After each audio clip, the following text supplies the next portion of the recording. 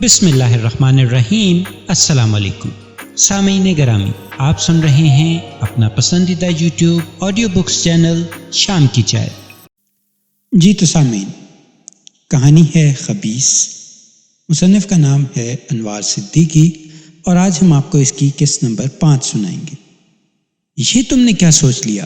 جمنا کی خوفزدہ آواز میرے کانوں میں گونجی۔ میں نے جواب دینے کی کوشش کی تھی، لیکن ایک وزنی پتھر اتنی شدت سے مجھے ٹکرایا کہ میں اپنا توازن برقرار نہ رکھ سکا۔ مورتی پھسل کر میرے ہاتھ سے نکل چکی تھی۔ پھر وہ جسمانی درد کا احساس ہی تھا جس سے بوکھلا کر میں ہڑبڑا کر جاگ گیا۔ میں اس وقت اپنے کمرے میں اپنے بستر پر موجود تھا۔ میری سانس اس بری طرح پھول رہی تھی جیسے میں نے میلوں کا سفر گھنٹوں کی بجائے منٹوں میں طے کرنے کی کوشش کی ہو۔ میرا سارا بدن بری طرح ٹوٹ رہا تھا۔ وہ یقیناً جمنا کے مکروہ وجود کا تصور ہی تھا جس نے سوتے میں بھی میرا پیچھا نہیں چھوڑا تھا۔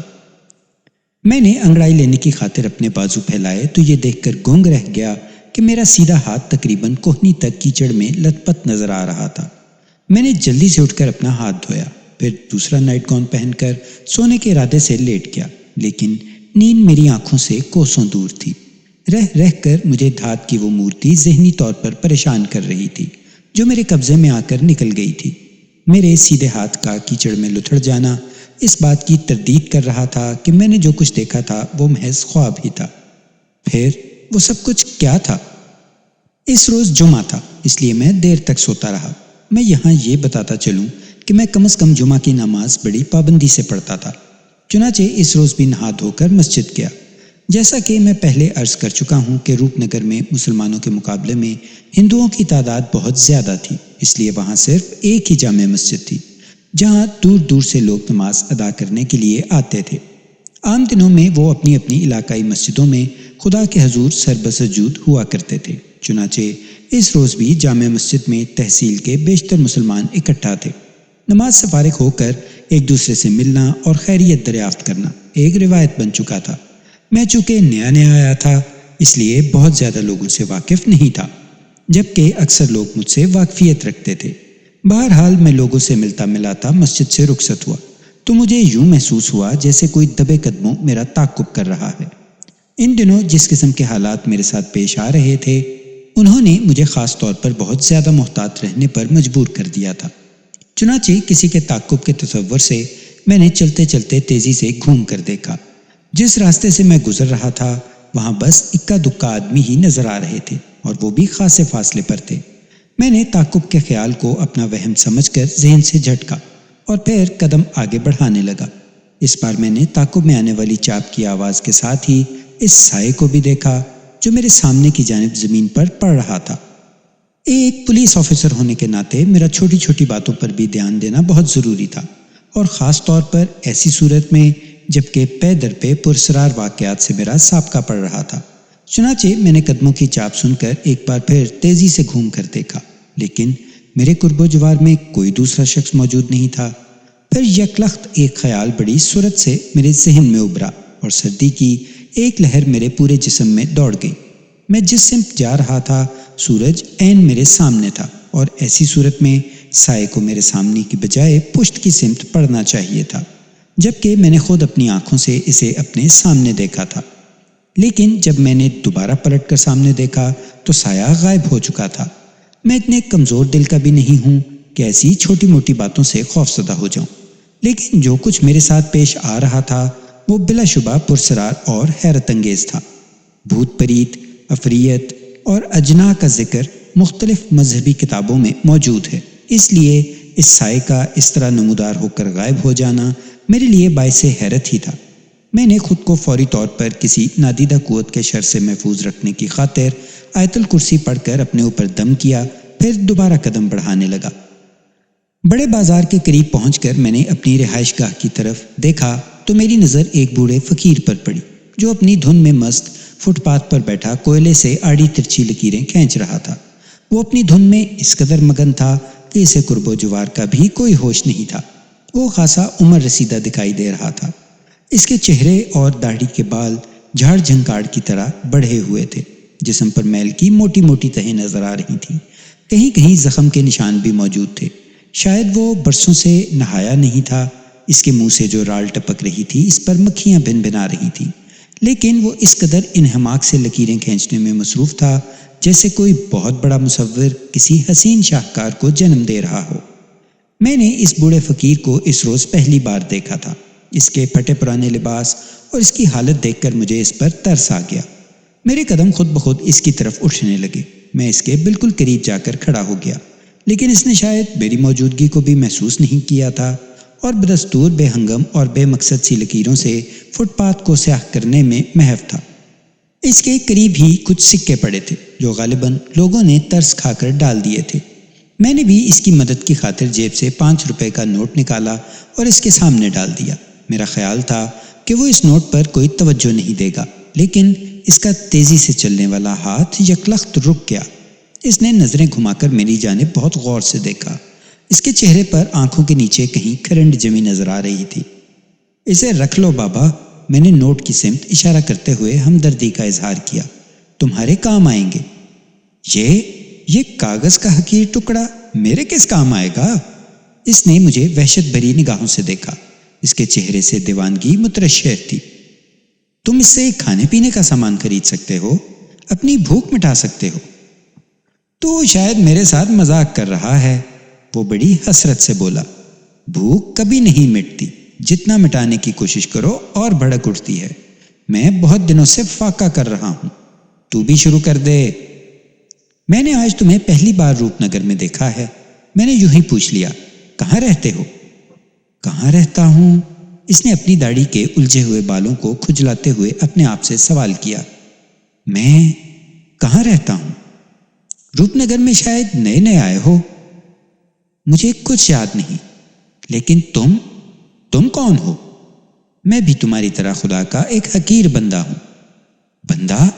اچانک اس نے دیوانہ جیسے انداز میں کہے لگانے شروع کر دیے۔ کیوں، اس میں ہنسنے کی کیا بات ہے؟ میں نے سپاٹ آواز میں اسے مخاطب کیا۔ کیا میں تمہیں بندہ نظر نہیں آتا؟ نہیں، وہ یکلخت سنجیدہ ہو گیا۔ اس کے کہکہوں کو جیسے اچانک بریک لگ گیا تھا۔ پھر وہ مجھے دیوانوں کی طرح سر سے پاؤں تک گھورتے ہوئے بولا، تو شتر مرغ ہو سکتا ہے، اود بلاؤ ہو سکتا ہے، لیکن بندہ نہیں ہو سکتا۔ وہ شاید ذہنی مریض تھا جو الٹی سیدھی باتیں کر رہا تھا۔ میں نے اسے نظر انداز کر کے آگے بڑھنے کی کوشش کی تو اس نے کچھ عجیب خوفزدہ لہجے میں مجھے روکتے ہوئے کہا، مجھے چھوڑ کر نہ جا، ورنہ میں شاید پھر بھٹک جاؤں گا۔ اور وہ میرا مکان کہاں ہے؟ اس نے مجھے گھورتے ہوئے سوال کیا۔ پریشان مت ہو بابا، میں نے اسے تسلی چاہی، تمہیں تمہارا مکان بھی مل جائے گا۔ مل جائے گا؟ وہ خوشی سے تالی بجانے لگا۔ پھر اچانک اس نے زمین پر پڑا ہوا 5 کا نوٹ اٹھا لیا۔ چند لمحے اسے پاگلوں جیسے انداز میں الٹ پلٹ کر دیکھتا رہا، پھر اس نے بڑے وحشت بھرے انداز میں نوٹ کو پھاڑ کر ٹکڑے ٹکڑے کر دیا۔ یہ تم نے کیا کیا؟ میں نے اسے تعجب سے دیکھا۔ مجھے اس کے صحیح العقل ہونے پر شبہ ہو رہا تھا۔ کھوٹے سکے اللہ کی راہ میں نہیں چلتے، اس لیے میں نے تیرا نوٹ پھاڑ دیا، وہ سپاٹ آواز میں بولا۔ پھر اس نے پھٹے ہوئے نوٹ کے ٹکڑے ہوا میں اڑا دیے۔ اس کا جواب مجھے نہ جانے کیوں الجھن میں مبتلا کر رہا تھا۔ بابا، میں نے اسے ٹٹولتی نظروں سے دیکھا، کیا تمہیں کھوٹے اور کھرے کی پہچان ہے؟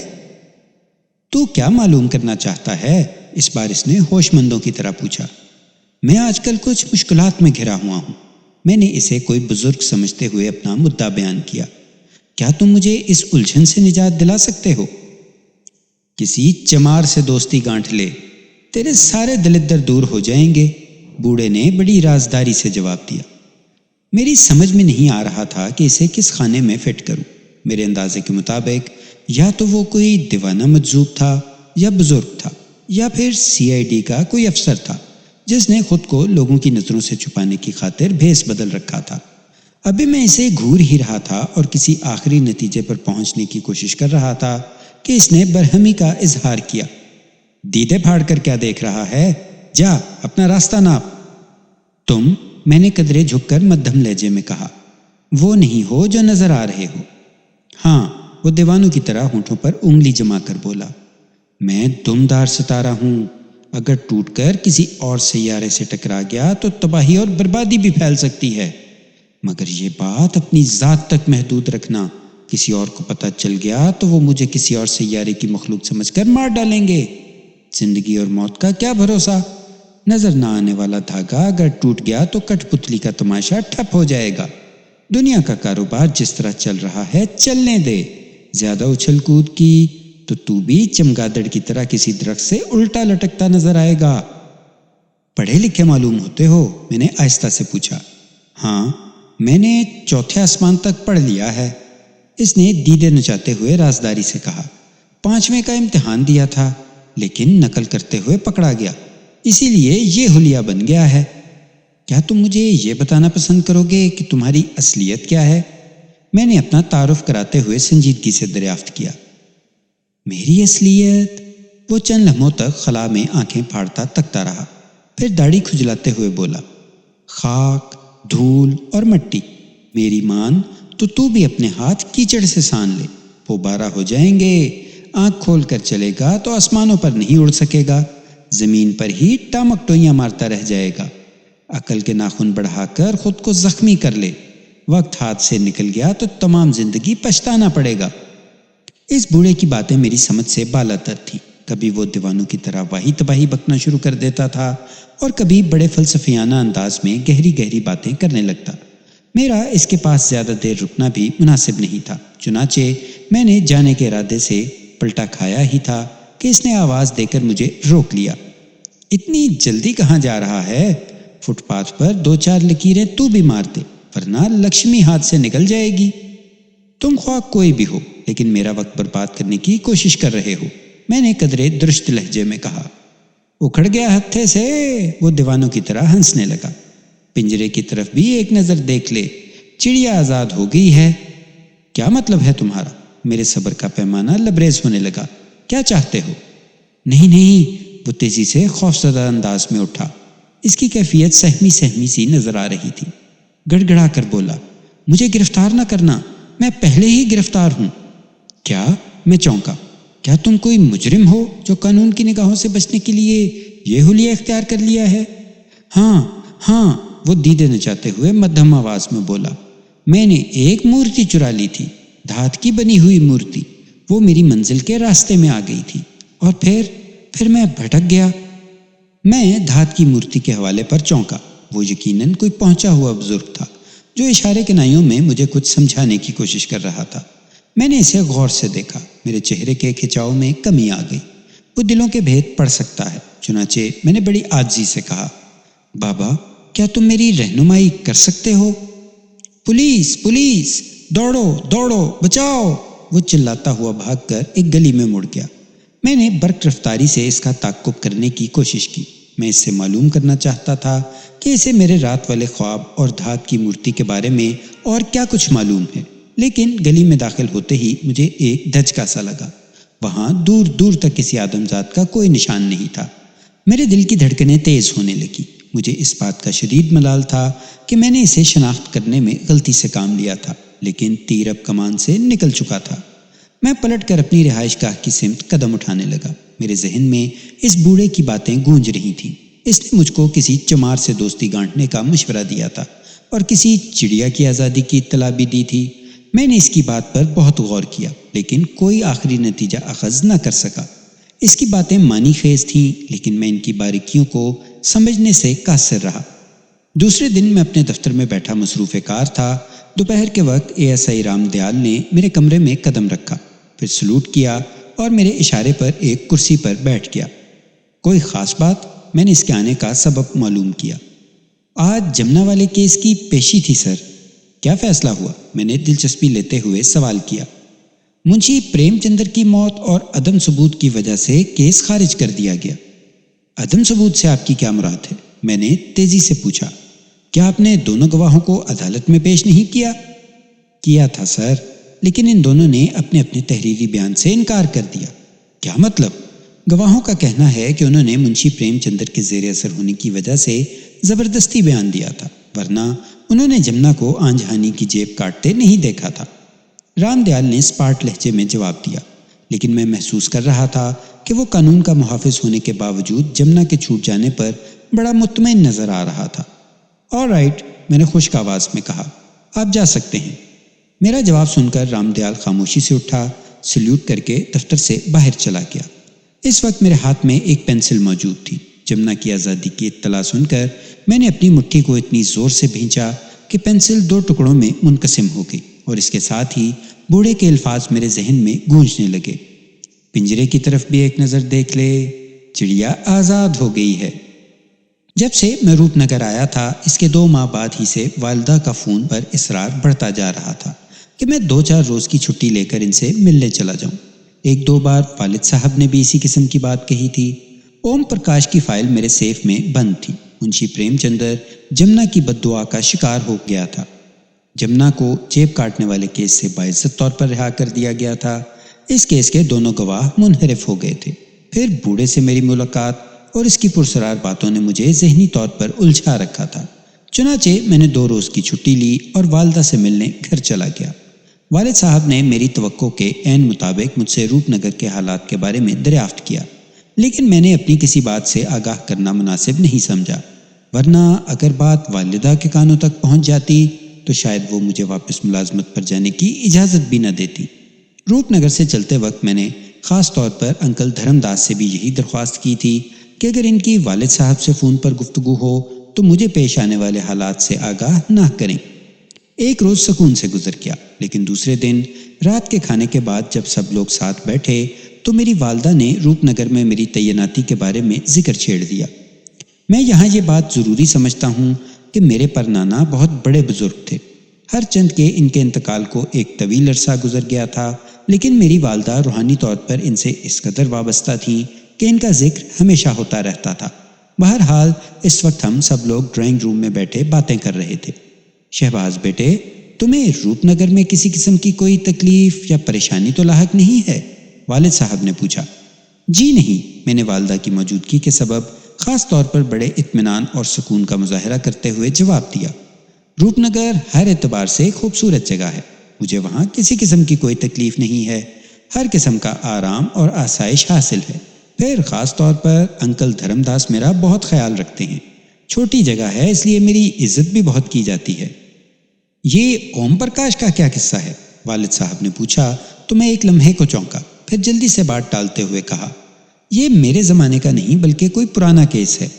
مجھے معلوم ہے، والد صاحب نے میری بات کی تائید کرتے ہوئے کہا، لیکن مجھے جو اطلاع ملی ہے اس کے مطابق پٹواری اوم پرکاش کی موت انتہائی پرسرار طور پر واقع ہوئی تھی اور آج تک قاتل یا قاتلوں کا کوئی سراغ بھی نہیں مل سکا۔ آپ کی اطلاع درست ہے، لیکن وہ کیس اب فائل ہو چکا ہے۔ اچھا ہوا، والد صاحب نے سکون کا سانس لیا، پھر تھوڑے توقف سے بولے، اس قسم کی پیچیدہ وارداتوں میں زیادہ ملوث ہونے کی کوشش کبھی نہ کرنا، ورنہ بلا وجہ بنی بنائی ساکھ خطرے میں پڑ جاتی ہے۔ یہ آپ کہہ رہے ہیں؟ میں نے مسکرا کر کہا، آپ نے تو مجھے پہلے یہ مشورہ دیا تھا کہ قانونی تقاضوں کو ہر قیمت پر پورا کرنا ایک اچھے اور فرسناش پولیس آفیسر کا کام ہے۔ اب بھی میرا یہی مشورہ ہے، لیکن بعض حالات ایسے پیچیدہ اور پرسرار ہوتے ہیں جن سے دامن بچانا بھی اشد ضروری ہوتا ہے۔ والد صاحب نے سنجیدگی سے کہا، اب تم اوم پرکاش کی موت ہی کو لے لو، کیا تم اس بات پر یقین کر سکتے ہو کہ کوئی کچا دھاگا کسی انسان کے پورے جسم کا خون پی سکتا ہے؟ ہو سکتا ہے اصلیت کچھ اور ہو۔ میں نے والدہ کو چونکتے دیکھ کر جلدی سے بات بنائی، یہ بھی ممکن ہے کہ اوم پرکاش کا قاتل پولیس کی نگاہوں میں آ چکا ہو، لیکن اسے کسی خاص بنا پر بچانے کی خاطر خون میں لتھڑا ہوا دھاگا لاش کے قریب ڈال کر اسے پرسرار بنانے کی کوشش کی گئی ہو۔ مجھ سے پہلے جو افسر وہاں تعینات تھا، اس کی شہرت کچھ اچھی نہیں تھی۔ کسی اہم واردات کے کاغذات میں الٹ پھیر کرنے کی وجہ سے ہی اس کا ٹرانسفر روپ نگر سے ہوا تھا۔ بہرحال یہ مت بھولنا کہ تم ریٹائرڈ DIG نادر خان کی اولاد ہو اور تمہاری رگوں میں ایک معزز پٹھان گھرانے کا خون گردش کر رہا ہے۔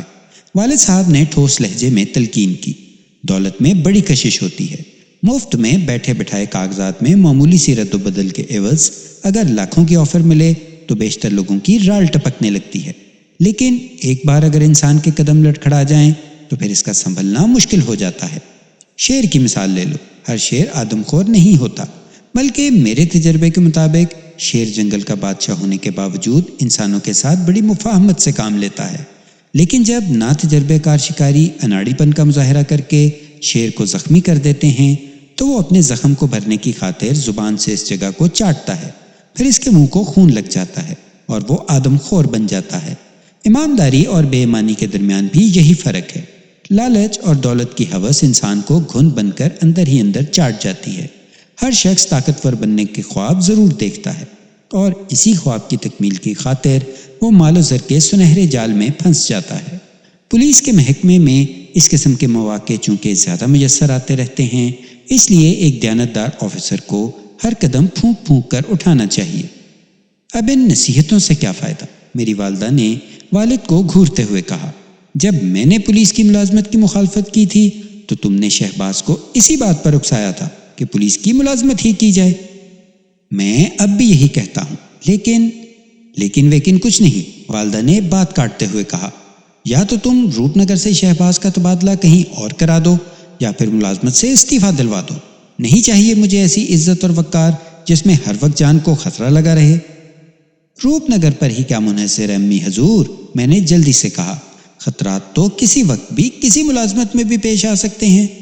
میں تمہاری ایک نہیں سنوں گی، والدہ نے بڑی سنجیدگی سے کہا۔ اگر تمہیں پولیس کی ہی ملازمت کرنی ہے تو پھر روپ نگر سے تبادلہ کروا لو۔ کیوں؟ میرے والد نے دبی زبان میں پوچھا۔ یہ آپ کو بیٹھے بٹھائے روپ نگر سے کیا بیر ہو گیا ہے؟ جب سے تم نے روپ نگر میں اپنے عہدے کا چارج سنبھالا ہے، میں بڑے ابا کو کئی بار خواب میں دیکھ چکی ہوں۔ والدہ نے والد صاحب کے سوال کو نظر انداز کرتے ہوئے براہ راست مجھے مخاطب کیا۔ بڑے ابا مجھے ہر بار پریشان سے نظر آئے ہیں۔ انہوں نے دبی زبان میں تمہارے لیے اس بات کا خیال بھی ظاہر کیا تھا کہ تمہیں فوری طور پر روپ نگر سے ہٹا لیا جائے۔ پلیز امی، میں نے اپنے اندر کے تجسس کو چھپاتے ہوئے کہا، خواب کی باتوں میں کوئی حقیقت نہیں ہوتی۔ خبردار جو تو نے بڑے ابا کی شان میں کوئی نازیبا بات کی، میری والدہ نے مجھے سرزنش کی۔ آپ کے بڑے ابا نے شہباز کے سلسلے میں کس خطرے کا اظہار کیا ہے؟ والد صاحب نے سنجیدگی سے دریافت کیا۔ پہلے وعدہ کرو کہ تم ان کی باتوں کا مذاق نہیں اڑاؤ گے۔ یہ خیال تمہارے ذہن میں کیسے آ گیا جبکہ میں نے ہمیشہ تمہارے بڑے ابا کی بزرگی کا اعتراف کیا ہے؟ والد صاحب بولے، میں نے ہمیشہ ان کی عزت اور احترام بھی کیا ہے۔ بلا شبہ وہ ایک پہنچے ہوئے بزرگ تھے اور ان کو روحانی قوتیں بھی حاصل تھیں۔ بتائیے نا امی حضور، میں نے دلچسپی لیتے ہوئے کہا، آپ کے بڑے ابا نے میرے بارے میں کیا اظہار کیا ہے؟ ان کا اشارہ یہ ملا ہے کہ روپ نگر کی تعیناتی تمہیں راستے سے بھٹکا دے گی۔ میں سمجھا نہیں۔ بڑے ابا نے خواب میں مجھے بتایا ہے کہ کچھ بدروحیں اور گندی روحیں تمہارا تعاقب کر رہی ہیں، اس لیے وہاں سے تمہارا دور رہنا ہی تمہارے حق میں بہتر ہے۔ والدہ کی بات سن کر نہ صرف میں بلکہ والد صاحب بھی چونکے تھے۔ اپنے پرنانا کے بارے میں نے بھی بہت کچھ سن رکھا تھا۔ وہ خدا کے برگزیدہ بندے اور اس پائے کے بزرگوں میں شمار کیے جاتے تھے جن کی زبان سے نکلا ہوا کوئی لفظ کبھی بھی غلط نہیں ہوتا تھا۔ روپ نگر کے بارے میں بھی انہوں نے امی کو صحیح اشارہ دیا تھا اور اپنی جگہ درست تھا، لیکن میں ان پرسرار باتوں کو اپنے لیے ایک چیلنج سمجھ کر قبول کرنے کا تہیہ کر چکا تھا۔ چنانچہ میں نے مسکراتے ہوئے کہا، جب ہمارے پرنانا کا سایہ ہمارے سر پر ہے تو پھر مجھے کسی سے بھی ڈرنے کی کیا ضرورت ہے؟ یہ بات اپنی جگہ، لیکن بزرگوں کی باتوں کو نہ ماننا بھی کوئی دانش مندی نہیں ہے۔ ٹھیک ہے، میں نے بات ختم کرنے کی خاطر کہا، اگر آپ کا مشورہ یہی ہے کہ میں روپ نگر سے دور رہوں تو میں 1-2 ماہ بعد وہاں سے اپنا تبادلہ کسی اور جگہ کروا لوں گا۔ 1-2 ماہ بھی وہاں رہنے کی کیا ضرورت ہے؟ مجھے 1-2 ضروری کیس نپٹانے ہیں امی حضور، میں نے جرح کی۔ اگر میں نے ان کیسز کو ادھورا چھوڑ دیا تو میری بڑی بدنامی ہوگی۔ میں تمہیں صرف 15-20 دن کی مہلت دے سکتی ہوں، امی نے بمشکل تمام الجھتے ہوئے کہا۔ اس کے بعد یا تو تم ملازمت سے مستعفی ہو جاؤ یا پھر کسی دوسری جگہ بدلی کروا لو۔ میں نے امی کو مطمئن کرنے کی خاطر بڑی سعادت مندی سے حامی بھر لی، لیکن میں اندر ہی اندر اس بات کا معترف بھی تھا کہ پرنانا نے خواب میں جو اشارہ کیا تھا وہ اپنی جگہ 100% درست تھا۔ میرے والد صاحب بھی امی کی باتیں سن کر کسی سوچ میں ڈوبے نظر آ رہے تھے۔ چنانچہ ماحول پر طاری سنجیدگی کو ختم کرنے کی خاطر میں نے گفتگو کا رخ دوسری طرف موڑ دیا۔ 2 روز بعد جب میں روپ نگر جانے کے لیے تیار ہوا تو اس وقت بھی میری والدہ نے مجھ سے اس بات کا وعدہ لیا کہ میں 15-20 روز کے اندر اندر روپ نگر کو ہمیشہ کے لیے خیر بات کہہ دوں گا۔ والد صاحب مجھے چھوڑنے گاڑی تک آئے، پھر دبی زبان میں نہایت سنجیدگی سے بولے، تمہارے پرنانا کا شمار بڑے پہنچے ہوئے بزرگوں میں ہوتا تھا، اگر ان کا اشارہ تمہاری ماں کو مل چکا ہے تو پھر میں بھی تم سے یہی کہوں گا کہ جتنی جلدی ہو سکے تم روپ نگر سے دور ہو جاؤ۔ میں نے تم سے پہلے بھی یہی کہا تھا کہ میں تمہاری پوسٹنگ سے کچھ زیادہ خوش نہیں ہوں۔ روپ نگر کے پرسرار واقعات کے بہت سارے ایسے قصے مشہور ہیں جن کو عقل تسلیم نہیں کرتی، لیکن عینی شاہدوں اور پولیس کی تفتیشی رپورٹ کی روشنی میں انہیں غلط بھی نہیں کہا جا سکتا۔ بہتر ہے، جو آپ کی مرضی ہوگی میں اس پر عمل کروں گا، میں نے والد صاحب سے کہا، پھر اپنی کار میں بیٹھ گیا۔ 8-9 گھنٹے کی ڈرائیونگ کے بعد میں روپ نگر پہنچا تو بری طرح تھکا ہوا تھا۔ رات کا کھانا کھانے کے بعد میں سونے کے ارادے سے لیٹا ہی تھا کہ ACM راکیش ورما صاحب کا فون آ گیا۔ کچھ دیر تک وہ گھر کی خیریت دریافت کرتے رہے، پھر بولے، میرا خیال ہے کہ تم نے اوم پرکاش والی فائل اسٹڈی کر لی ہوگی۔ جی ہاں، میں نے دھرم داس کے دیے ہوئے مشورے کے مطابق جواب دیا۔ میں اسے 2 بار دیکھ چکا ہوں، لیکن کوئی ایسی بات نظر نہیں آئی جس سے نئے سرے سے کسی تفتیش کا آغاز کیا جائے۔ میرا ذاتی خیال بھی یہی ہے کہ اب گڑے مردے اکھاڑنے سے سوائے وقت کی بربادی کے اور کچھ حاصل نہیں ہوگا، لیکن مقتول کے ورثہ خاصے اوپر تک پہنچ گئے ہیں۔ پھر میرے لیے کیا حکم ہے؟ تم ایسا کرو کہ 1-2 دن میں وہ فائل مجھے واپس کر دو، میں اسے اوپر والوں کے حوالے کر دیتا ہوں، پھر وہ جانے اور ان کا کام جانے۔ بہتر ہے، میں پہلی فرصت میں اسے واپس لوٹا دوں گا۔ فون بند کر کے میں سونے کے ارادے سے لیٹا تو احمد علی میرا سر دبانے بیٹھ گیا۔ اس نے مجھے گودوں کھلا رکھا تھا، اس لیے ابھی تک بچوں کی طرح میرا خیال رکھتا تھا۔ میں نے اسے منع بھی کیا، لیکن اس نے جواب میں یہی کہا کہ آپ جب سو جائیں گے تو میں چلا جاؤں گا۔ میں اس کی دل شکنی نہیں چاہتا تھا، اس لیے کروٹ بدل کر آنکھیں موند لی۔ اس وقت در حقیقت اس کے سر دبانے سے مجھے بڑا سکون اور آرام مل رہا تھا۔ میرے ذہن پر غنودگی طاری ہونے لگی۔ پھر میں پوری طرح نیند سے 2-4 بھی نہیں ہونے پایا تھا کہ مجھے سانپ کے پھنکارنے کی آواز سنائی تھی۔ وہ آواز اس قدر صاف اور واضح تھی کہ میں اچھل کر بیٹھ گیا۔ کمرے میں میرے اور احمد علی کے سوا کوئی تیسرا شخص موجود نہیں تھا۔ کیا بات ہے چھوٹے سرکار؟ احمد علی نے مجھے حیرت سے گھورتے ہوئے کہا، کیا تم نے کسی سانپ کے پھنکارنے کی آواز سنی تھی؟ سانپ؟ احمد علی نے تعجب سے چاروں طرف دیکھا، پھر بولا، یہاں اس کمرے میں بھلا سانپ کا کیا کام؟ آپ کو وہم ہوا ہوگا، ہو سکتا ہے کہ زیادہ تھکن کی وجہ سے۔ ہاں ہو سکتا ہے۔ میں نے سرسری نظروں سے کمرے کا جائزہ لیا، پھر دوبارہ لیٹ گیا۔ میں نے آنکھیں دوبارہ بند کر لیں، لیکن سانپوں کے سرسرانے اور پھنکارنے کی آوازیں بدستور میرے کانوں میں گونجتی رہیں۔ احمد علی میرے قریب بیٹھا میرے بالوں میں انگلیاں پھیر رہا تھا اور ہولے ہولے سر دبا رہا تھا۔ میں بہت دیر تک جاگتا رہا، پھر مجھے نیند آ گئی۔ صبح میں دفتر جانے کے ارادے سے تیار ہوا تو حسب دستور میرا اردلی موہن لال گاڑی کے دروازے کے پاس کھڑا تھا۔ میں گاڑی میں بیٹھنے لگا تو مجھے اچانک اوم پرکاش کی فائل یاد آ گئی۔ راکیش ورما کی کچہری میرے دفتر کے راستے میں پڑتی تھی، اس لیے میں نے سوچا کہ کیوں نہ اس فائل کو بھی ہاتھ کے ہاتھ ان کے حوالے کرتا جاؤں۔ چنانچہ میں تیزی سے واپس پلٹا، اپنے کمرے میں آ کر سیف کھولا تو میں بوکھلا کر رہ گیا۔ سیف میں اس فائل کے علاوہ میری اور بھی بہت ساری قیمتی چیزیں رکھی تھیں۔ مجھے اچھی طرح یاد تھا کہ میں نے وہ فائل بڑی احتیاط اور رازداری سے اسی سیف میں رکھی تھی، لیکن اس وقت مجھے اس فائل کے سوا تمام دوسری اشیاء نظر آ رہی تھیں۔ تو یہ تھی سامعین آج کی نشست، امید ہے آپ کو پسند آئی ہوگی۔ انشاءاللہ ملتے ہیں اگلی نشست میں۔ چینل کو سبسکرائب کریں، شیئر کریں اور کامنٹس میں اپنی رائے کا اظہار ضرور کریں۔ اللہ نگہبان۔